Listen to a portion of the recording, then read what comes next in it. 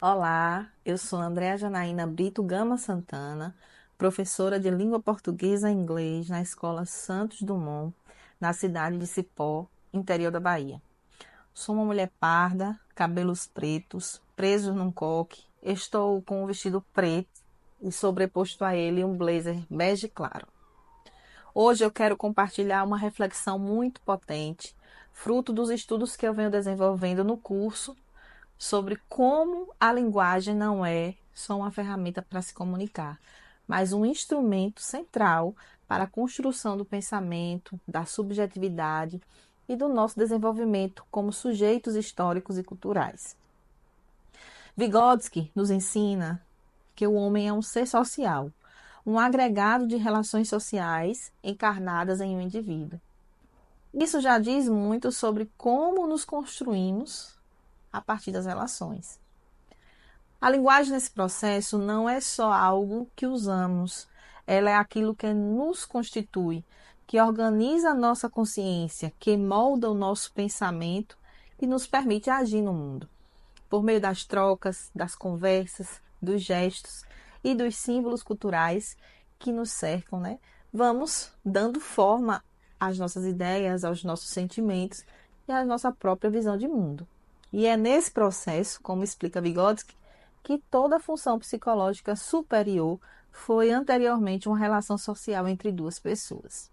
Isso significa que a nossa capacidade de planejar, de refletir, de lembrar de forma consciente, de resolver problemas, tudo isso nasce no social, no encontro com o outro e depois é internalizado. Ninguém se forma sozinho, é no encontro com o outro, com a cultura, com a linguagem, que vamos nos tornando quem somos. E dentro desse processo, Vygotsky faz uma distinção muito importante entre dois tipos de conceito. Conceitos que desenvolvemos, os conceitos espontâneos e os conceitos científicos. Os conceitos espontâneos são aqueles que surgem da vida cotidiana, das experiências, das interações naturais no ambiente familiar, na comunidade, nas relações do dia a dia. Já os conceitos científicos são aqueles construídos de forma intencional e sistemática no ambiente escolar, mediados pela linguagem, pelo ensino, pela reflexão guiada. Por exemplo, uma criança pode entender pela experiência que a água molha e o fogo queima. Isso é o conceito espontâneo. Mas é na escola que ela vai compreender conceitos como evaporação, condensação, densidade, ou seja, ela vai organizar cognitivamente esse saber, dando a ele um sentido científico. E é aí que a linguagem mostra toda a sua potência. Ela é o que permite transformar o saber vivido em saber elaborado, consciente, formalizado. E quando a gente olha para a inclusão de alunos com deficiência, esse entendimento se torna ainda mais potente e urgente. Como bem nos ensina a professora, Débora Dainês, na perspectiva histórico-cultural, a deficiência não é uma limitação que está na pessoa.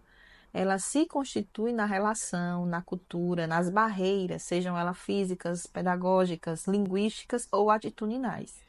E aqui, mais uma vez, a linguagem aparece como uma ferramenta poderosa de inclusão, porque é por meio dela que criamos possibilidade de acesso, de pertencimento, de desenvolvimento.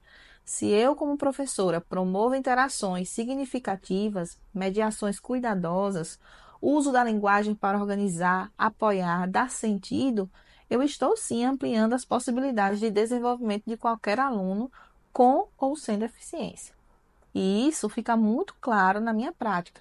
Quando eu ensino língua portuguesa ou inglês, eu não estou ensinando só palavras, eu estou ajudando os meus alunos a organizarem seus pensamentos, a se expressarem, a se fazerem entender, a ocuparem seus espaços no mundo.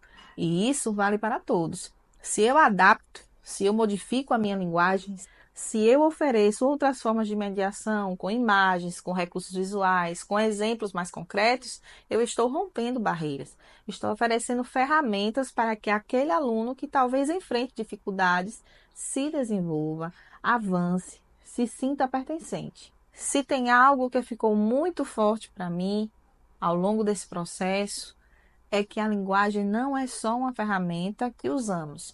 Ela é a própria estrutura que organiza nosso pensamento, nossa consciência e nossa subjetividade.